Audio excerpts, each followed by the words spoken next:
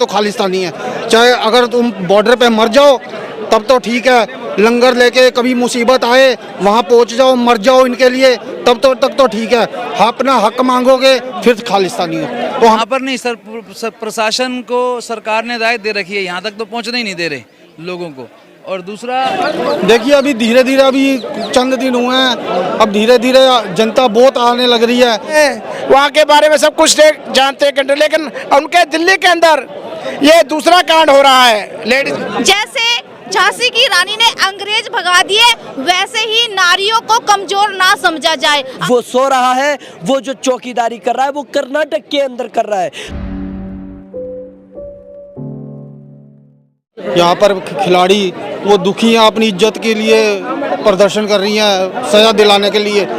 तो मैं आया था यहाँ पर देखने के लिए, इनके समर्थन के लिए। बहुत दुख होता है ऐसा देख के, जैसा देश में हो रहा है। एक बीजेपी के कारण, एक जिद्दी प्रधानमंत्री के कारण उनको सिर्फ अपनी बंदर जैसी वो हरकतें करने से मतलब है, ना देश का से कोई मतलब है, ना देश की जनता से कोई मतलब है, ना बेटियों से कोई मतलब है, ना खिलाड़ियों से मतलब है, ना किसानों से मतलब है। उनको अपनी सिर्फ राजनीति चमकानी है। और जो कोई प्रदर्शन करे तो फिर वो उसको कभी खालिस्तानी कह देते हैं, कभी माओवादी कह देते हैं। वो बदनाम ही करना उन्होंने, वो अब भी कर रहे हैं बदनाम। कल वो टुकड़े टुकड़े गैंग कह रहे थे, इनका गोदी मीडिया सारा। तो अब यही है। और हमें तो वैसे भी इन्होंने डिक्लेयर कर दिया कि ये तो खालिस्तानी है। चाहे अगर तुम बॉर्डर पे मर जाओ तब तो ठीक है, लंगर लेके कभी मुसीबत आए वहाँ पहुँच जाओ, मर जाओ इनके लिए, तक तो ठीक है। अपना हक मांगोगे फिर खालिस्तानी हो। तो हमें तो अब हमारे को अब खासकर मैं अपनी बात करूँ तो हमें अब क्लियर है कि हम खालिस्तानी हैं। हमें कोई वो पंगा नहीं है। बात यह है कि सारों को अब कहीं हक लेना है तो सबको इकट्ठा होना पड़ेगा। तो क्या लगता है ये जी, इसका आपके पास काट क्या है कि आपको जो खालिस्तानी का आरोप लग रहा है आप उससे जो है बच पाए? भाई साहब इसकी काट यही है कि ये सिर्फ राजनीति करते हैं, ये फूट डालो राजनीति कर रहे हैं। एक बात दिल्ली में शीश दिया है, बोलो। ये फूट डालो राजनीति कर रहे हैं। इन्होंने सिर्फ लड़ाना है हिंदू सिख को, हिंदू मुसलमान को, मतलब सिर्फ वोटों से है। जनता जब तक इकट्ठी नहीं होगी, जनता समझेगी नहीं एक दूसरे की है। जैसे अगर आज एक कम्युनिटी की किसी बच्ची के साथ गलत हो रहा है और दूसरी कम्युनिटियां आ रही हैं, जब उस कम्युनिटी के साथ गलत हो तो इनको भी चाहिए कि ये उठे। देखिए अभी धीरे धीरे अभी चंद दिन हुए हैं, अब धीरे धीरे जनता बहुत आने लग रही है। बहुत सारे कल भी आए थे यहाँ पर, अब आज भी लोकल बहुत बंदा आया है यहाँ पर, हमारी कम्युनिटी से भी आया है, लोकल बहुत बंदे आए हैं यहाँ पर। तो अभी आएंगे, धीरे धीरे सब आएंगे। वाहिगुरु जी का खालसा, वाहिगुरु जी की फतेह। हम पंजाब से आए हैं, फेडरल पार्टी पंजाब, जो एक फौजियों की पार्टी है, आर्मी। हमारे पद्म खेल रत्न के बजरंग पूनिया जी, साक्षी जी, मलक जी, और इनके यहाँ हम पंजाब के जो इनका देखा धरना देखा, हम पंजाब से सुन के इतनी दूर से हम यहाँ आए हैं। क्योंकि जो हमारी सरकारें हैं वो एक बार कहती हैं लड़की पढ़ाओ देश बचाओ। ये जब से ये मोदी सरकार बैठी है, बताओ किस दिल्ली में, क्या दिल्ली के बाहर भी किस स्टेट में हमारी महिलाएं सुरक्षित हैं? लेकिन ये रोज़ कहते हैं हमने सुरक्षा ये किया वो किया। ना तो हमारी सुरक्षा पहलवान हमारे हैं, आज तक किसी भी पहलवान को ऑल इंडिया में इन्होंने कोई एमएलए या टिकट दिया हो। जब कोई बात होती है तो एमएलए का बेटा एमएलए, मंत्री का बेटा मंत्री। और ऐसे ही आर्मी के फौजी हमारे बॉर्डरों पे लड़ते हैं, वो भी उनके आज तक किसी भी स्टेट में देख लो, 28 स्टेटों में कहीं कोई फौजी या कोई अफसर उनका विधायक हो या कोई संसद में कोई नहीं। लेकिन अब इतने बड़े हमारे जंतर मंतर पर धरना चल रहा है। हमारे मोदी जी अमेरिका बाहर ले चले जाए स्टेटों में, वहाँ के बारे में सब कुछ जानते हैं, लेकिन उनके दिल्ली के अंदर ये दूसरा कांड हो रहा है। लेडीज के साथ धक्का हुआ है लेकिन सुनवाई नहीं करते। लेकिन अभी मोदी के पास जाओ, जो मोदी मीडिया है वो यही बोलेगा उनको भी इनका कोई कसूर है या इनको वैसे बिठाए। लेकिन यहाँ पे किसी भी बीजेपी और किसी भी वर्कर नहीं है इनका हाल चाल पूछने। और रात यहाँ पे इनके साथ धक्का भी हुआ है। और जो धरना पे बैठे हैं हमारे बजरंग पूनिया जी, साक्षी मलिक जी, इनके चोटें भी लगी हैं, लेकिन इन्होंने फिर भी कुछ यहाँ पे आके नहीं पूछा। शक्ति जिंदाबाद। मैं तो यही कहना चाहूँगी कि मोदी सरकार इस टाइम सो रही है।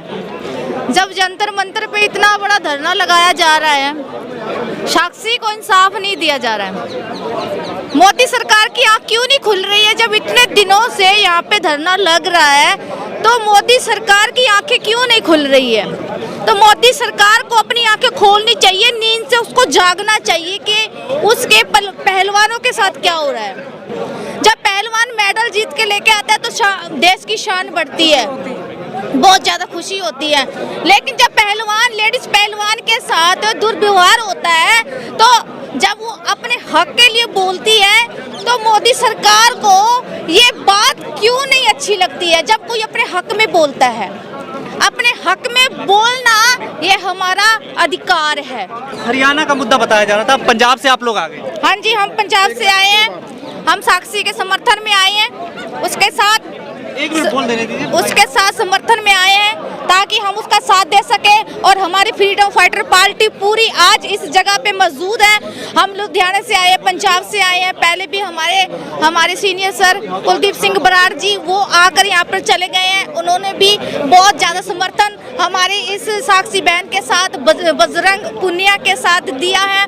और मैं यही चाहती हूँ कि मोदी सरकार जागे, मोदी सरकार को जागना चाहिए, क्योंकि नारी शक्ति कोई कमजोर शक्ति नहीं है। जैसे झांसी की रानी ने अंग्रेज भगा दिए, दो लाइन बताएंगे। जैसे झांसी की रानी ने अंग्रेज भगा दिए, वैसे ही नारियों को कमजोर ना समझा जाए। आज की नारी भी बहुत मजबूत है, बहुत स्ट्रॉन्ग है। जय हिंद, जय भीम। सोनीपत से आए हैं और दूसरा आज जंतर मंतर पे जो हमारे खिलाड़ी साथी, हमारी बहनें भाई जितने भी आज धरने पे बैठे हैं, तो आज इनको समर्थन देने पहुंचे हैं। और मैं समझता हूं हमारे देश की मौजूदा सरकार बहुत ज़्यादा जुल्म कर रही है और सरकार को अपनी होड़ हटा के इनकी बात माननी चाहिए।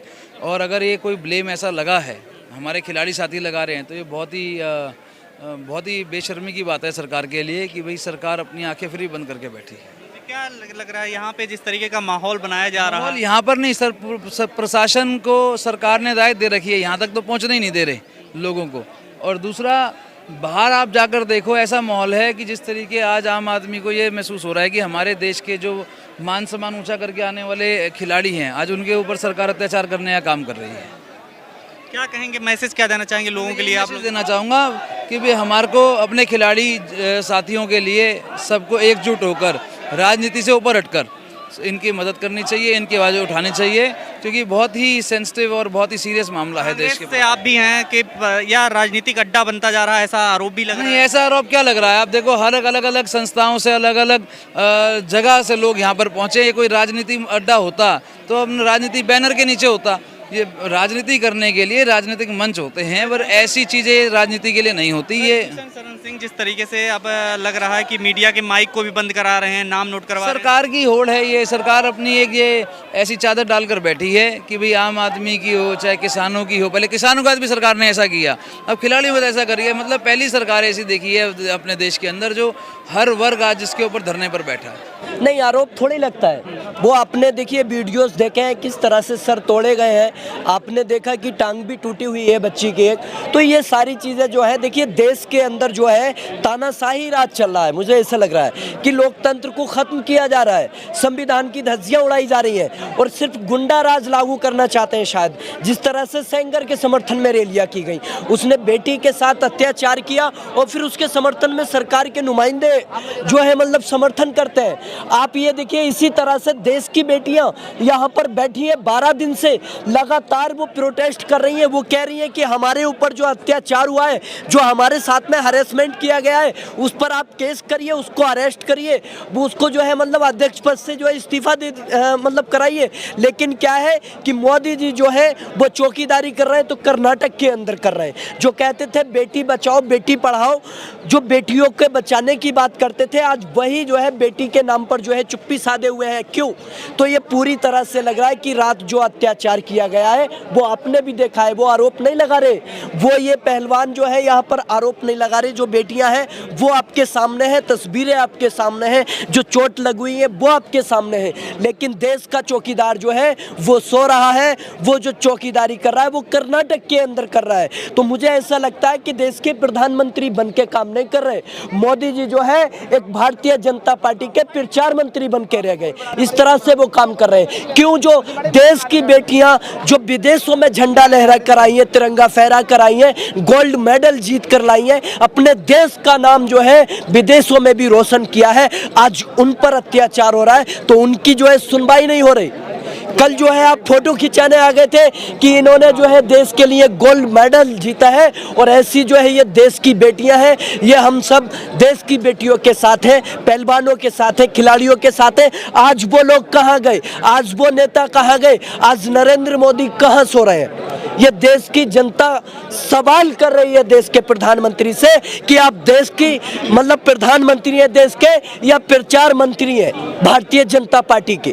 तो देश के अंदर जो है जो बेटियों में कहीं ना कहीं अगर किसी पर अत्याचार हुआ उसकी आवाज उठाना राजनीति है, तो देखिए राजनीति तो फिर ये भी हुई कि आप जो है वोट मांगने के लिए कर्नाटक में गए हुए हैं तो देश के प्रधानमंत्री नहीं, इसका मतलब आप प्रचार मंत्री हैं, उनको प्रधानमंत्री नहीं मानेंगे क्या? वो वोट मांग रहे हैं ना।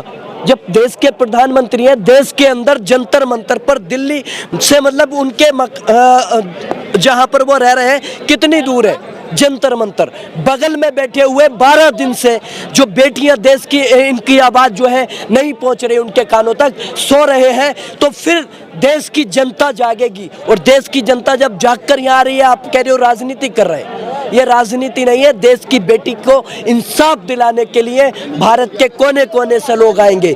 जिस तरह से आप अत्याचार करोगे, दबाओगे, तो इस तरह से देखिए और उभर कर जो है ये आंदोलन आएगा। जिस तरह से आपने किसान आंदोलन के ऊपर जो है हमला कराया था, लेकिन किसान आंदोलन और उभर कर आया था और आप जो है घुटनों पर आए थे, आपने मांग मानी थी। वही जो है बेटियों का जब तक इंसाफ नहीं मिलेगा, जब तक यहाँ पर लोग या युवा या किसान रुकने वाला नहीं है, यहाँ पर आएगा।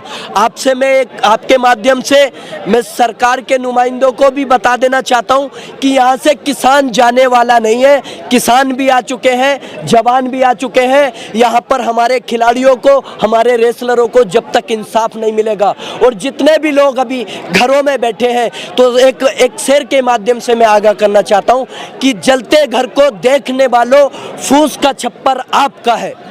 जलते घर को देखने वालों फूस का छप्पर आपका है। आपके पीछे तेज हवा है, आगे मुकद्दर आपका है। और उसके कत्ल पे मैं भी चुप था, मेरा नंबर अब आया है, और मेरे कत्ल पे आप भी चुप हैं, अगला नंबर आपका है। तो आप नंबर की बारी का इंतजार मत करिए, आप आइए और इन बेटियों के इंसाफ के लिए आवाज उठाइए और देश के प्रधानमंत्री को ये बताइए कि हमारी वोट की ताकत से आज आप जो प्रधानमंत्री बने हैं, हम अपने वोट की ताकत से आपको जो है कुर्सी से नीचे भी फेंक सकते हैं। जो वो जुमला फेंकने में माहिर है ना, तो देश की जनता वोट के अधिकार से आपको कुर्सी से नीचे उतार के फेंक देगी, ये आप याद रखना। खबरों में बने रहने के लिए फोरम 4 को सब्सक्राइब करें और नोटिफिकेशन पाने के लिए बेल आइकन दबाएं।